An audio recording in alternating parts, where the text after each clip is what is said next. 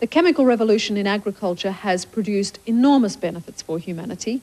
In fact, a United Nations study concluded there'd probably be widespread starvation if we were to suddenly remove chemicals from growing food.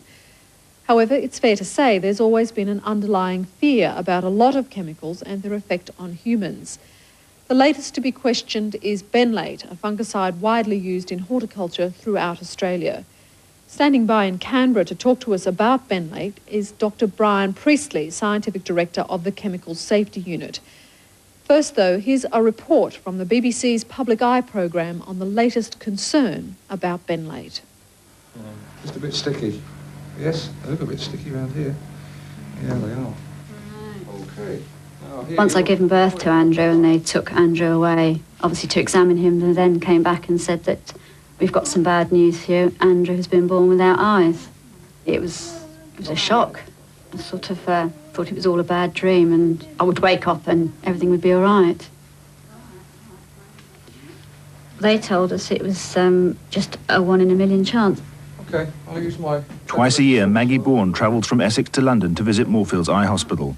Andrew's growing fast and his porcelain eyes may need enlarging. Well done. That's it.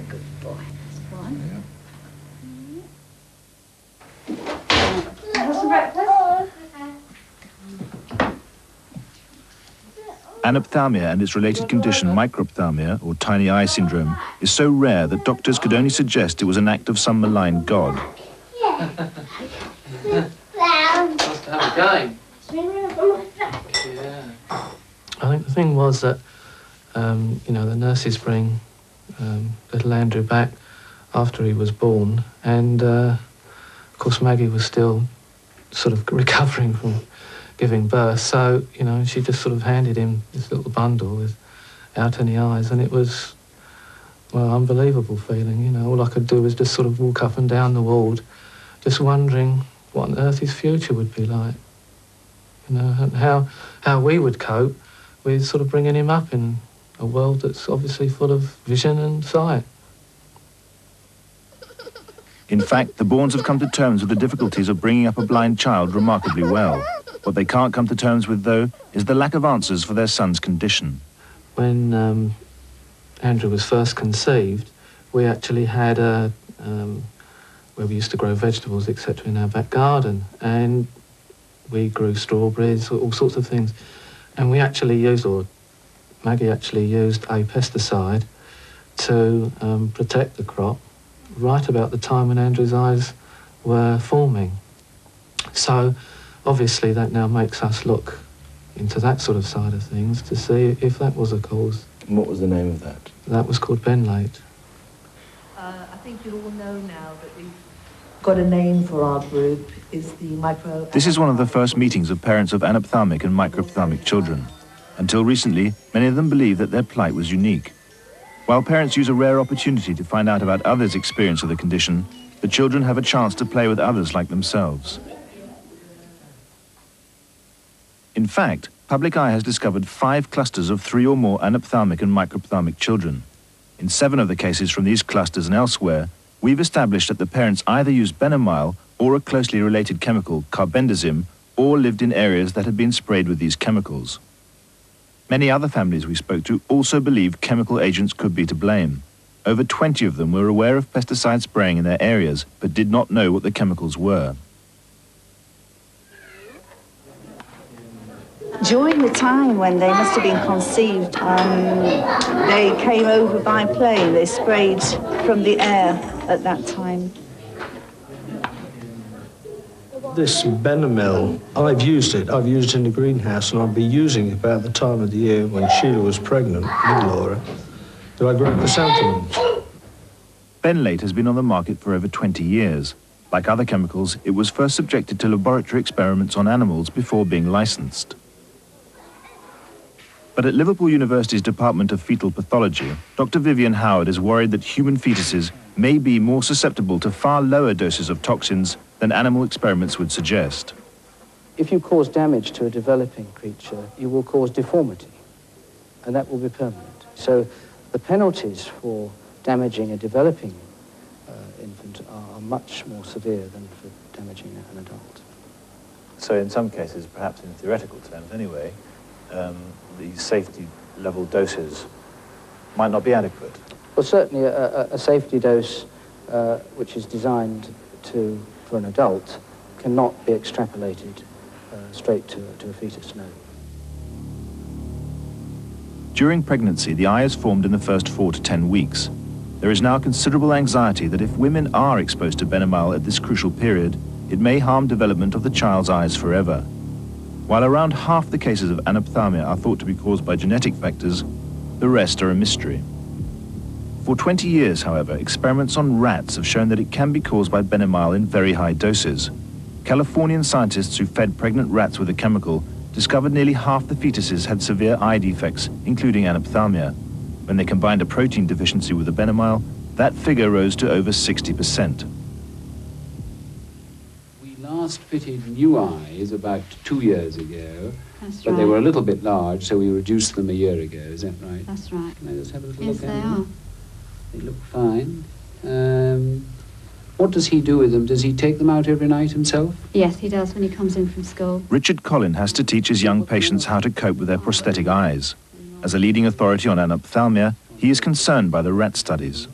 It's well known experimentally that if you feed pregnant animals with large doses of various substances, you can actually produce offspring that are born with severe ocular abnormalities. Of all the other toxins which you alluded to, is benomyl the most obvious causative agent of anophthalmia in dead animal fetuses? Or are there others which spring to mind? It is the one drug that has specifically been used in order to produce fetuses that have no eyes. I do not know of another drug that has been specifically used with that actual purpose in mind. Benomyl is the only toxin that I know of specifically that has been used to produce anophthalmia. The main benomyl product, benlate, has been used as an effective fungicide by farmers since the early 1970s. The government's Advisory Committee on Pesticides is aware that there are concerns about the fungicide, but have declared it to be safe. Their chairman is Professor Colin Berry. With benomyl, we came to the conclusion that though there were adverse effects in the toxicology tests, there was an adequate safety margin, indeed a generous safety margin in use.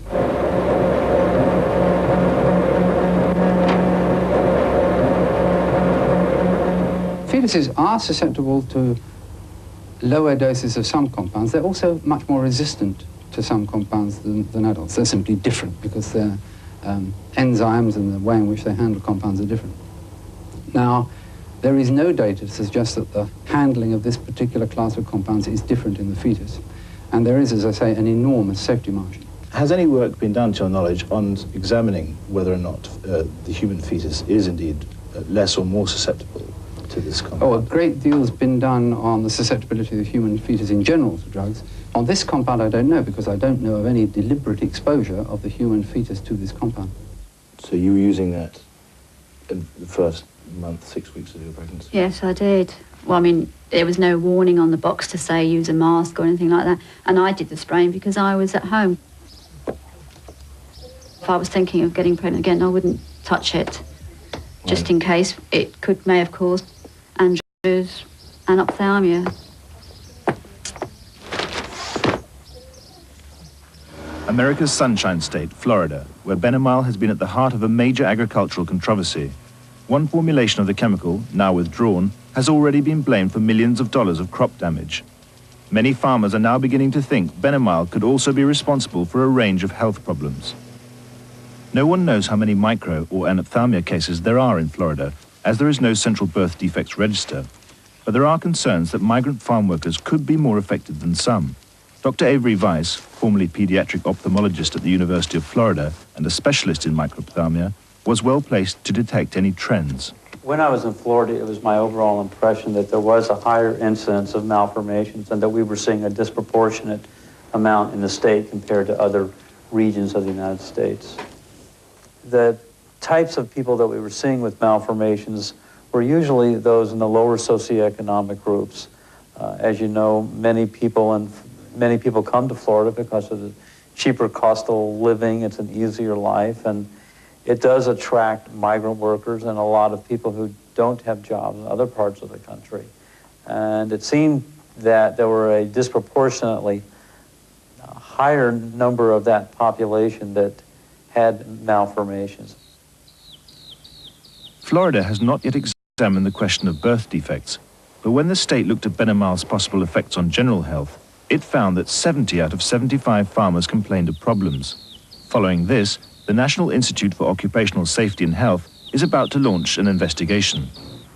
DuPont investigated crop damage but found no links to Benomyle. They are as reluctant to accept that it has any effects on health. I think that some people are perhaps disgruntled with their own situation, and instead of kicking themselves, they're trying to kick us. How can a small farmer with just a few acres to his name kick a multinational? Because they make all sorts of claims that are unsubstantiated. People like yourself in the media pick up on the claims and go, so, tell us how come this isn't true? And our question to you is, what makes you think it is true? But the warnings about possible side effects of Benomyle have been around for over 2 decades, including its capacity to cause anophthalmia in animals at high doses. When the American Environmental Protection Agency first reviewed effects of Benomyle back in 1979, it warned of potential dangers to regular sprayers, particularly pregnant mothers. The United States Environmental Protection Agency has determined that Benomyle causes birth defects and reduces sperm production in laboratory animals. Exposure to Benomyle during pregnancy should be avoided. The EPA recommended that DuPont issue strong warning labels on benlate containers of 5 pounds and over.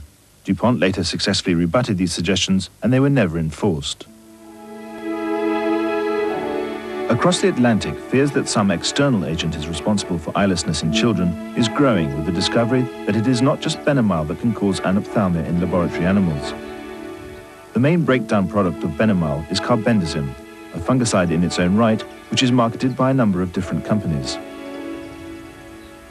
One of DuPont's own experiments showed that rats dosed with high levels of carbendazim also produced anophthalmic offspring. In Britain, Benomyle use has declined substantially over the past decade. But during the same period, another fungicide, carbendazim, has been used much more extensively. Every year, on average, the chemical is sprayed on almost 2.5 million acres of crops like these. While usage may be growing, farmers' knowledge of possible side effects are minimal. As a farmer, what do you use on your fields? Widespread chemicals, weed killers, some fungicides. What sort of fungicides? Carbendazim. It's a very common one. It's cheap, effective, and always been led to believe it's very safe. Colin and Marion's lives would change completely 4 years ago when their daughter Philippa was born with no eyes. All of their 5 other children are normal. The only difference the Woodcrafts can recall is that they moved house shortly before Philippa was born. Really? Their new house is surrounded by fields owned by farmers who, like Colin, have used carbendazim. When she was born, I heaved a sigh of relief because she looked perfectly normal. And within about 10 minutes, they said, "We're sorry, but she doesn't open her eyes. She resists us opening her eyes." And then I suppose within about 2 hours, they actually told us they didn't think she had any eyes.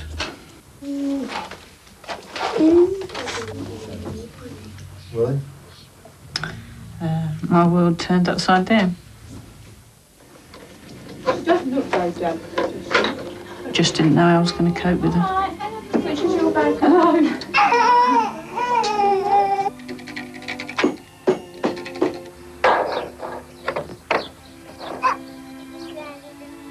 When you were here and pregnant with Philippa in the early part, were you aware of any spraying around you in any way? Yes, the farmers come out and periodically spray their fields. Over the road and behind us as well.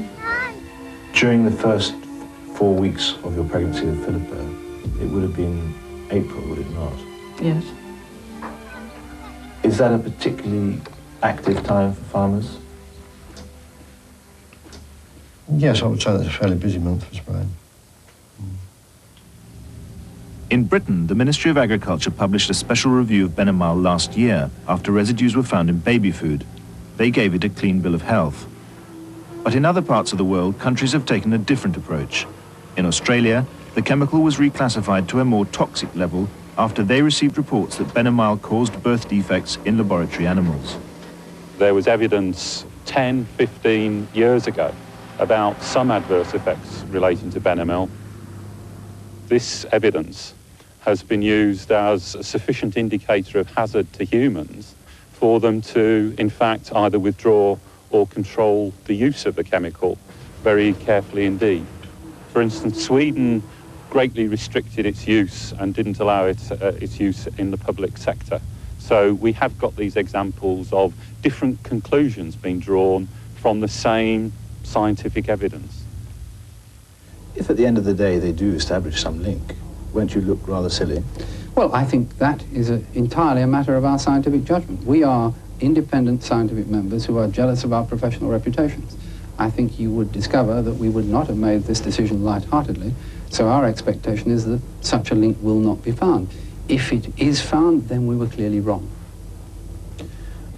If a mother came to see you with her anophthalmic child and said, "Doctor, I think your chemical caused this," what would you say to her?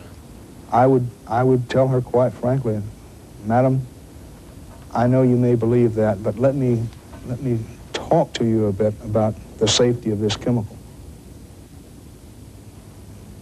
I would be very comfortable telling such a mother that your child's problem did not result as a consequence of your having come into contact with our product. The thoughts always go back into the back of your minds that you may have bought a product that has inevitably made a child that you have with a disability for the rest of his life. The product should be taken off the market because we've got to think about our future generations of children.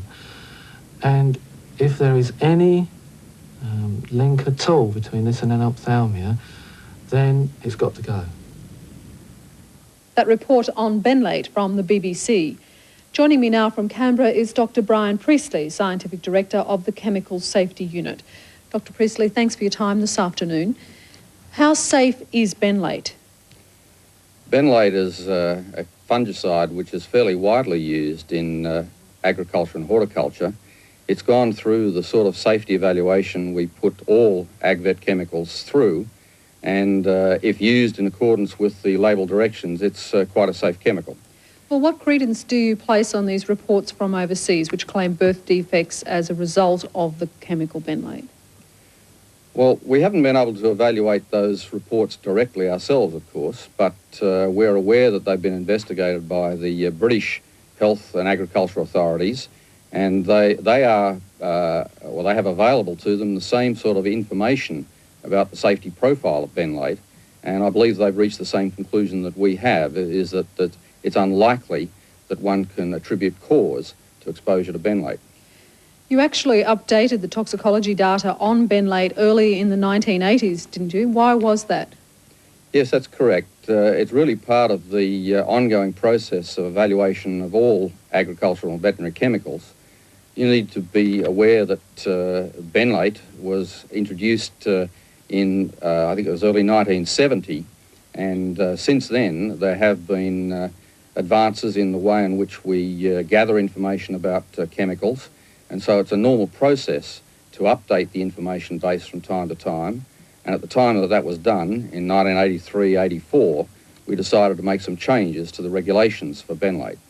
Now, according to the program, those changes haven't been updated in the UK, and also the program mentions that in Sweden it's not available to the general public, yet it's still available here. It sort of indicates that there is some concern if you can draw different conclusions from the same data. I don't know that we've drawn different conclusions from the same data. There may well be differences in use patterns between different countries, and this really depends upon their agricultural needs and a variety of other things. In Australia, benlate has been available both in broad acre agriculture since it was first introduced. It's also been available for home garden use. We're in the process of reviewing some of the guidelines that we apply to home garden use products, and it may well be that that will bring about some change in that particular use. But I would emphasise that it's not unusual for some countries to vary the use of chemicals according to their own particular needs. Agricultural chemicals which have been proven to be unsafe were widely used once. For example, DDT was one of those chemicals that was seen as a bit of a saviour, and now it's banned altogether. Couldn't this be a similar case? No, I don't believe so. I don't think the parallels are there at all. In the case of DDT, the problem was primarily that of persistence and accumulation in the environment, rather than major concerns about health to humans. On a general point, though, I mean, it was something that was considered safe and then was found to be unsafe. Couldn't that be the same with benlate?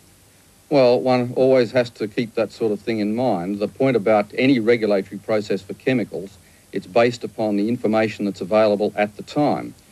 The information base we have at the moment for benomol we think is quite satisfactory, and there is no need to take any actions to restrict its use. But of course, if any other information came to light, we would review that and take whatever appropriate action was necessary. Is there a moral obligation on chemical companies or the manufacturers of this particular chemical to provide extra information or extra data or undertake further research when questions like this are raised?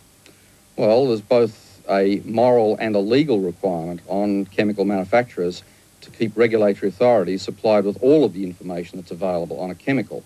That doesn't necessarily mean that they have to go out and do extra research unless we specifically ask for it. So no extra research has been done to your knowledge since these allegations have been raised? Not from the point of view of the chemical companies. However, in relation to the specific allegations of birth defects, we are in contact with people in the perinatal statistics unit at Sydney.